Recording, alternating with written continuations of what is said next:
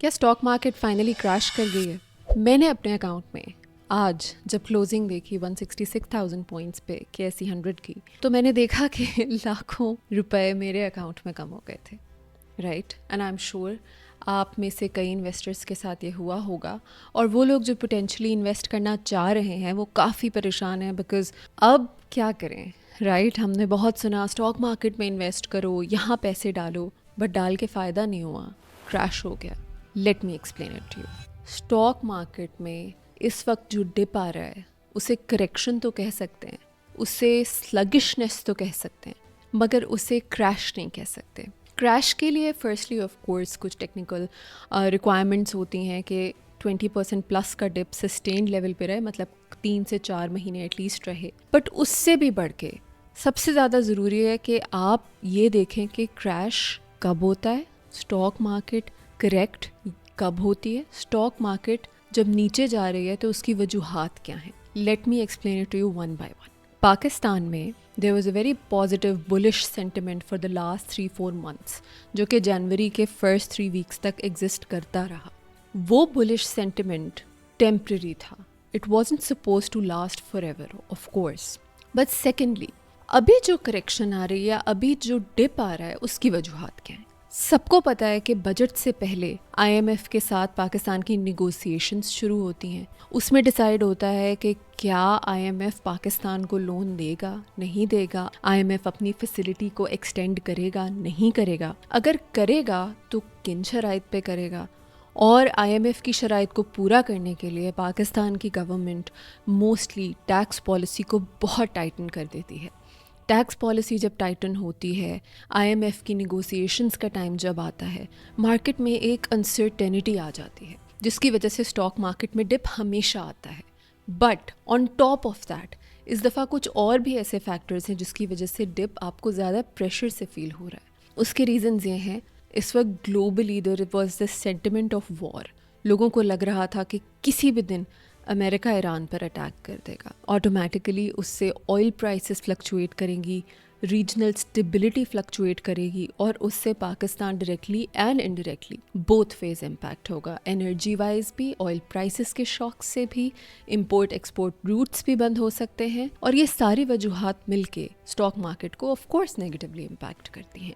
Next वजह, state bank ने अपना इंटरेस्ट रेट कम नहीं किया, because of course state bank के अपनी रिक्वायरमेंट्स हैं in terms of monetary policy. वो पॉलिसी को इस वक्त इतना फ्लेक्सिबल नहीं करना चाहते कि इंटरेस्ट रेट और कम कर दे, क्योंकि जाहिर है everyone is scared of another bout of inflation और स्टैगफ्लेशन, जिसमें इन्फ्लेशन प्लस अनएम्प्लॉयमेंट दोनों एग्रेसिवली बढ़ते हैं। इस सिग्नल से कि स्टेट बैंक ने इंटरेस्ट रेट कम नहीं किया तो बैंक्स भी इम्पैक्ट होते हैं, लिक्विडिटी भी मार्केट में टाइटन होती है। लोग प्रेफर करते हैं कि अगर इंटरेस्ट रेट बेहतर है तो हम क्यों ना रिस्क फ्री इंस्ट्रूमेंट्स में इन्वेस्ट करें। रिस्क फ्री से मेरी मुराद है ऐसे इंस्ट्रूमेंट्स जो कि इंटरेस्ट रेट से या तो टाइड होते हैं या फिर ऑलमोस्ट उसके इक्विवेलेंट ही पेग्ड होते हैं। तो ये सारी वजूहात जब मिलके इकट्ठे आती हैं ना, तो ऑटोमेटिकली मार्केट बेरिश हो जाती है। मगर इससे सबसे ज़्यादा कौन इम्पैक्ट होता है? सबसे ज़्यादा बेरिश मार्केट से वो लोग इम्पैक्ट होते हैं जो आते ही इन्वेस्टमेंट करने के लिए नहीं है, ट्रेडिंग करने के लिए हैं,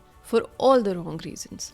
मैंने बारहा अपने व्यूवर्स से ये शेयर किया है हमेशा कि मेरी फ़िलॉसफी ये है कि मैं लॉन्ग टर्म के लिए आई हूँ। I am a long term investor. मैं इस मार्केट में 1 साल, 2 साल, 3 साल नहीं, 5 से 10 साल का होराइजन लेके आई हूँ, ताकि मैं कंपाउंडिंग का भरपूर तरीके से फ़ायदा उठा सकूँ, राइट? बट वो लोग जो इसी माइंडसेट से आते हैं कि नहीं, हम आज इन्वेस्ट करेंगे और कल स्टॉक मार्केट जो है 195 पे चली जाएगी, और वो सिर्फ ये बेरिश नहीं बुलिश ट्रेंड्स पे रिलाय कर रहे होते हैं, they lose out. Because of course आप वेट करते रहे कि आज स्टॉक मार्केट जो है ना 196 पे चली जाएगी तो मैं स्टॉक बेचूंगा। आप उठे सुबह, वो 177 पे थी। आपका शॉर्ट टर्म होराइजन जो कि सिर्फ 3 महीने, 4 महीने या इवन साल का भी था, उसमें आप लूज कर रहे हैं, तो ऑफ कोर्स आपकी जगह मैं भी होंगी तो परेशान होगी। You know, just for educational purposes मैं यही सजेस्ट करती हूँ अपने फ्रेंड्स को, फैमिली मेम्बर्स को, कि इन्वेस्टमेंट को लॉन्ग टर्म होराइजन के साथ देखें, specially when you don't have the expertise to see short term wins, right? Short term trading, short term wins, ये वो लोग कर सकते हैं जिनकी मार्केट में एक्सपर्टीज़ बहुत ज़्यादा है,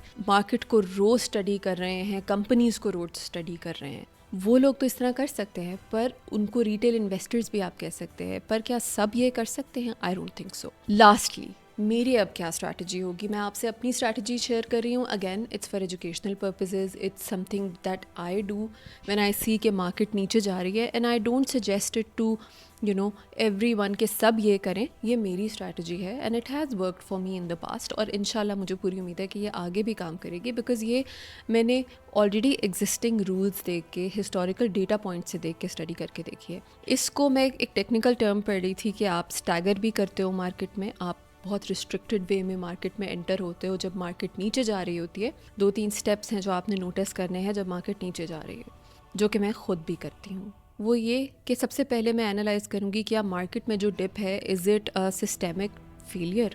फॉर इंस्टेंस, हमारा मुल्क बैंकरप्ट हो गया है और एकदम से मार्केट क्रैश कर गई, तो of course this is not the right time to invest. But अगर मुझे लगता है कि जो भी डिप आया है वो टेम्प्रेरी है, उसके रीजंस अनसर्टेनिटी से पैक्ड है, ना कि फंडामेंटली पाकिस्तान को कुछ हो गया है या पाकिस्तान के फाइनेंसेस इधर उधर चले गए हैं because of debt restructuring etcetera, तो फिर ये सिस्टेमिक फेलियर नहीं है, फिर ये एक टेम्प्रेरी फेज़ है और इसमें मैं स्टैगर कर सकती हूँ, इसमें मैं एंट्री कर सकती हूँ। अब मैं क्या करूँगी, जब मैंने ये एस्टैब्लिश कर लिया कि ये क्रैश नहीं है, ये डिप है, now I will make a strategy. मैं कोशिश करूँगी, अगर मेरे पास फॉर इंस्टेंस इमेजिन कर लें ₹1,00,000 हैं, तो मैं उसमें से 30,000 20,000 अभी इन्वेस्ट कर दूँगी। 20 से 30% मैं उन टॉप मार्केट्स में जो मुझे लगता है कि अच्छे रिटर्न्स देते हैं और वहाँ पे डिप भी है, तो मैं उसको लेवरेज करूँगी और मैं उसमें इन्वेस्ट कर दूँगी। जैसे कि मेरी नज़र में टॉप 10 कंपनीज़ में अगर आता है, हपको है, OGDC है, SNGPL है, और भी कुछ कंपनीज़ हैं। ये मैं आपको सजेस्ट नहीं कर रही, मैं वैसे अपने इस वक्त I can recall these names, तो मैं इनमें से स्टॉक्स ले लूँगी। मगर बाकी का 70-80% मैं अभी रखूँगी। मैं मार्केट के ट्रेंड को रोज़ ऑब्ज़र्व करूँगी। जब ट्रेंड्स मुझे एक स्टेबल पोजीशन में नज़र आए, मुझे लगे आए फॉर इंस्टेंस के स्टॉक मार्केट इस वक्त 168 पे स्टेबल हो गई है, तो मैं अपना 20 से 30% कैपिटल या कैश और इन्वेस्ट करूँगी। But this time I will go for companies जो हमेशा से मुझे पसंद थी मगर बहुत ओवर वैल्यूड चल रही थी।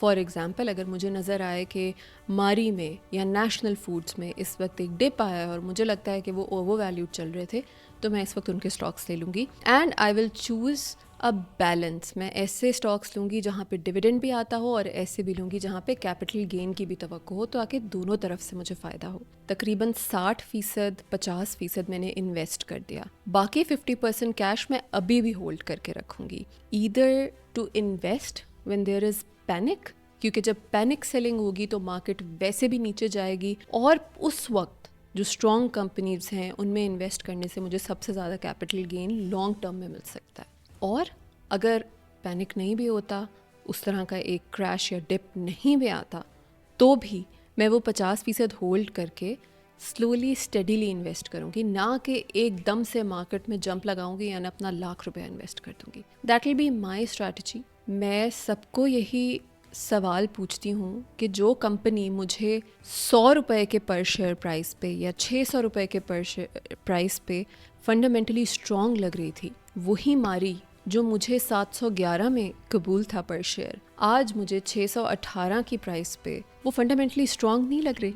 क्या ये argument, does this make sense to you? Company वही है, उसके फाइनेंशियल्स वही हैं, उसकी ग्रोथ अपॉर्चुनिटीज़ वही हैं, उसका पोटेंशियल वही है, तो why is it not strong enough for you to buy it, specially when the price is low? Again, मारी मेरी कोई फेवरेट नहीं है, मेरे जहन में सिर्फ उसकी प्राइस आई तो मैंने आपके लिए कोट कर दी just for educational purposes. But do think about this. कोशिश करें कि अच्छा बैलेंस रखें, डिविडेंड प्लस कैपिटल गेन का, जो कि मैं खुद करती हूँ कोशिश, मैं अपने फ्रेंड्स को भी यही रिकमेंड करती हूँ, ताकि जब मार्केट नीचे भी जाए तो आपका डिविडेंड बंद ना हो, राइट? आपको डिविडेंड के थ्रू भी कुछ ना कुछ प्रॉफिट आता रहे। सो ये मेरी स्ट्रैटेजी है, ये मैं अपने लिए इस्तेमाल करती हूँ, अपने फ्रेंड्स के लिए इस्तेमाल करती हूँ, और अगैन मैं एजुकेशनल पर्पसेस के लिए आपसे भी शेयर कर रही हूँ, ताकि आप लोग पैनिक में ना जाएं और अपनी इन्वेस्टमेंट जर्नी को ख़राब ना करें, अपनी कंपाउंडिंग को ख़राब ना करें। Thank you so much for watching this and I hope this was useful. और प्लीज़ कोई भी सवाल हो तो कमेंट्स में पूछें और आई विल आंसर इट इंशाल्लाह। Thank you so much. Please do share it